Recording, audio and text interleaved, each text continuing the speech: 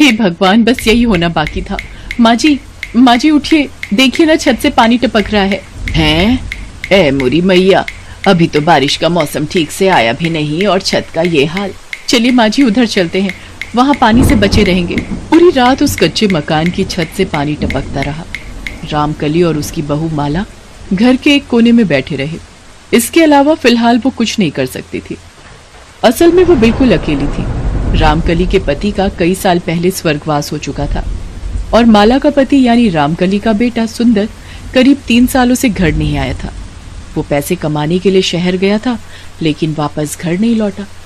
माला ने शहर जाकर उसे ढूंढने की कोशिश भी की, लेकिन सुंदर उसे कहीं नहीं मिला। तब से माला और रामकली एक दूसरे के सहारे ही जिंदगी गुजार रही थी। खेती के लायक बहुत थोड़ी सी जमीन थी, जिसके पास ही एक कच्चा घर बनाकर दोनों अपना गुजारा कर रही थी। लेकिन बारिश के आते ही अब ये घर भी साथ छोड़ रहा था। माँ जी देखिए तो, यहाँ भी दरार आ गई है और छत भी टपक रही है। अभी तो बारिश का मौसम बस शुरू ही हुआ है। अगर हमने जल्दी कुछ नहीं किया तो ये दीवार ढह जाएगी और फिर हमारा पूरा घर भी। नहीं नहीं, ऐसा कुछ नहीं होगा। इस दीवार और छत की छेदों को भरने के लिए बस थोड़ी मिट्टी मिल जाए, फिर काम हो जाएगा। तो चिंता मत कर, मैं जाकर गांव वालों से बात करती हूँ। कोई ना कोई अपने खेत से मिट्टी दे ही देगा हमें। माँ जी मिट्टी ही चाहिए तो हम अपने खेत से ले लेते हैं ना। अच्छा, और इतनी मेहनत से जो भिंडी के पौधे उगाए हैं उनका क्या होगा फिर? अगर मिट्टी निकाली तो सारी फसल खराब हो जाएगी। तो माँ जी गाँव में सबने ही खेतों में कुछ न कुछ उगा रखा होगा, तो हमें कोई कैसे देगा मिट्टी?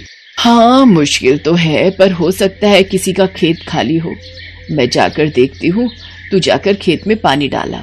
रामकली और माला किसी भी हालत में अपने खेत की फसल खराब नहीं होने दे सकती थी, क्योंकि उनके पास राशन के नाम पर सिर्फ चावल ही थे जो उनके पिछली फसल से बचे हुए थे। रामकली पूरे गांव में घूमी और फिर सीधा गांव के मुखिया जी के पास गई। मुखिया जी, एक मदद चाहिए थी। हाँ बोलो रामकली, क्या हुआ? मुखिया जी, मेरी झोपड़ी की दीवार में दरार आ गई है। अगर दीवार गई तो पूरी झोपड़ी गिर जाएगी। दीवार फिर से बनाने के लिए बस थोड़ी सी मिट्टी चाहिए। छत भी टपक रही है तो अपने खेत से मिट्टी निकाल लेना, क्या दिक्कत है? मुखिया जी, मैं ऐसा तो कर लेती, पर मेरा खेत खाली नहीं है अभी। वो आपका खेत है ना पटरी के पास वाला, मैंने देखा आपने उसे खाली छोड़ा हुआ है। तो अगर उसमें से मैं ना ना ना ना ना, वहाँ की मिट्टी को हाथ भी मत लगाना। बारिश का मौसम आ गया है, मुझे वहाँ धान बोना है भाई। बस अभी वहीं तो जा रहा था मैं। बस आज का दिन दे दो मुखिया जी, कल बो लेना अपनी फसल। मैं और मेरी बहू बस थोड़ी सी मिट्टी निकाल लेंगे आज ही। अरे जिद मत कर, मना कर दिया ना मैंने, जा किसी और से बात कर जाके। रामकली को मुखिया से बहुत आस थी, लेकिन खड़ूस मुखिया ने उसकी कोई मदद नहीं की। इसके बाद रामकली ने और कई लोगों से बात की, लेकिन कोई भी उसकी मदद के लिए तैयार नहीं हुआ। उधर माला खेत पर पानी डालकर घर वापस आ चुकी थी और खाना बनाकर रामकली के इंतजार में बैठी थी। फिर कुछ देर बाद, माँ जी आप आ गई, क्या हुआ? कौन देगा हमें मिट्टी? कोई नहीं, सबकी जान जा रही है इतनी सी मदद करने में। आपने मुखिया जी से पूछा क्या? उनके पास तो बहुत सारे खेत हैं। वो मुखिया जितना बड़ा आदमी है उसका दिल उतना ही छोटा है। वो पटरी के पास खाली खेत पड़ा है उसका, पर मिट्टी देने से साफ मना कर दिया उसने। भगवान जाने अब क्या होगा। घर आते हुए देखा मैंने, आसमान में ऐसे काले काले बादल हैं जैसे आज के आज अपना घर बहा देंगे।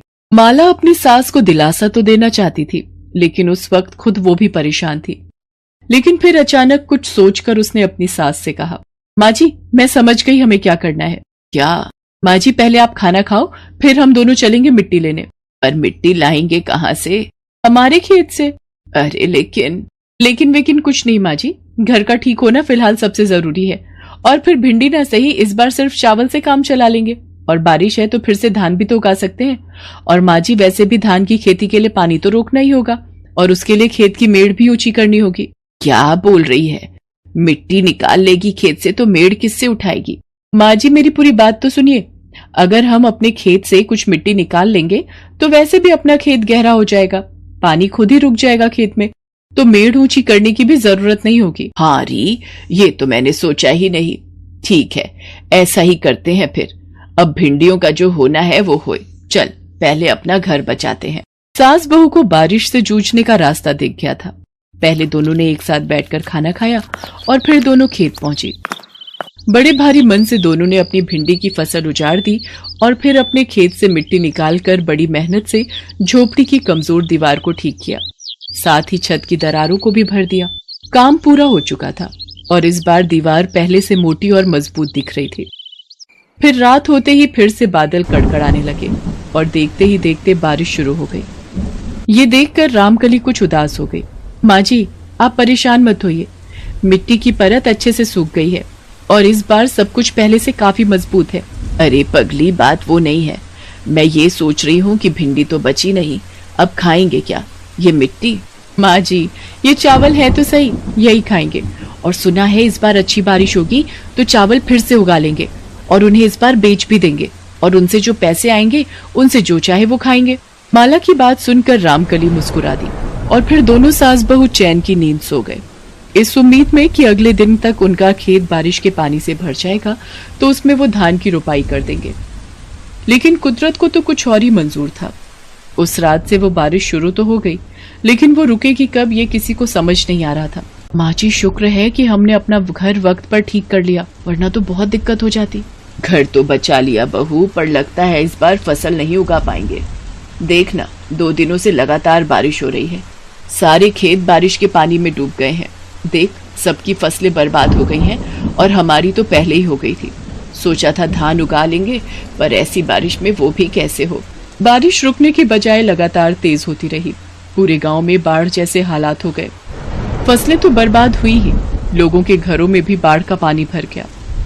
रामकली और माला के घर में भी दोनों ने बड़ी मुश्किल से वो वक्त निकाला।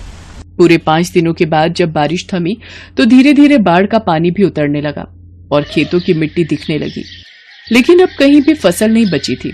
बारिश ने सब कुछ बर्बाद कर दिया था। गांव के सारे किसान मायूस थे क्योंकि उनकी सारी मेहनत बर्बाद हो चुकी थी। उधर रामकली और माला के खेत का हाल तो और भी बुरा था क्योंकि वहां से पानी उतरा ही नहीं। बारिश थमने के बाद भी उनका खेत पानी से लबालब भरा हुआ था। असल में घर बनाने के लिए मिट्टी निकालने की वजह से ये खेत एक छोटे से तालाब की शक्ल ले चुका था और ये देखकर रामकली ने अपना माथा पीट लिया। क्या हुआ माँ जी, हम तो यही चाहते थे ना कि हमारे खेत में बारिश का पानी रुक जाए। अरे पगली, इतना पानी थोड़े ही चाहिए था। ये अब खेत नहीं, पूरे का पूरा तालाब बन गया है। यहाँ धान कैसे बोएंगे बता जरा।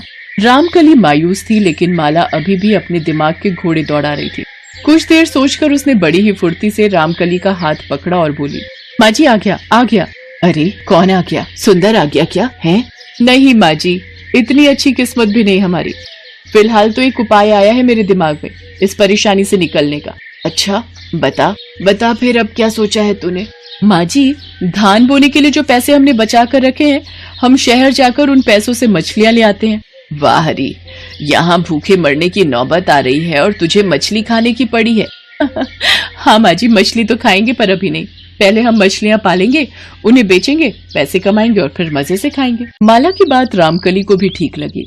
फिर अगले ही दिन दोनों शहर पहुंच गईं और वहां मौजूद मछली पालन केंद्र से उन्होंने कुछ बढ़िया किस्म की मछलियां खरीदी। दोनों मछलियां लेकर गांव वापस ही आ रही थी कि तभी, माँ जी वो देखिए, क्या ये सच है माँ जी? सामने सुंदर था जिस पर अचानक माला की नजर पड़ गई थी। दोनों फौरन सुंदर के पास गईं। सुंदर बहुत ही बुरी हालत में था।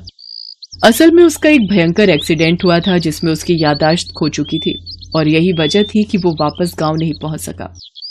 माला और रामकली सुंदर को वापस पाकर बहुत खुश हुए और उसे अपने साथ साथ गांव वापस ले आए। लेकिन अब चुनौती और भी बड़ी थी क्योंकि अब खाने वाले 2 नहीं बल्कि 3 थे और सुंदर का इलाज करवाना भी जरूरी था। चल माला, ये मछलियां जाकर अपने खेत मतलब कि तालाब में डाल आते हैं। अब तो बस इन्हीं से उम्मीद है। दोनों ने ऐसा ही किया।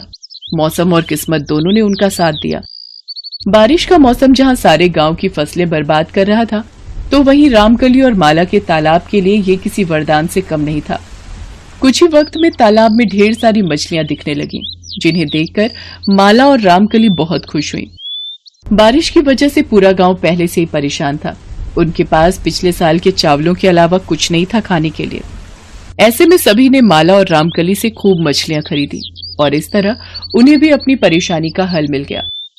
कमाई अच्छी होने लगी तो रामकली और माला ने सबसे पहले सुंदर का अच्छे अस्पताल में इलाज करवाया और कुछ ही दिनों में सुंदर को सब कुछ याद आ गया। अब सब ठीक था। अब रामकली का परिवार भी पूरा था और घर का राशन भी।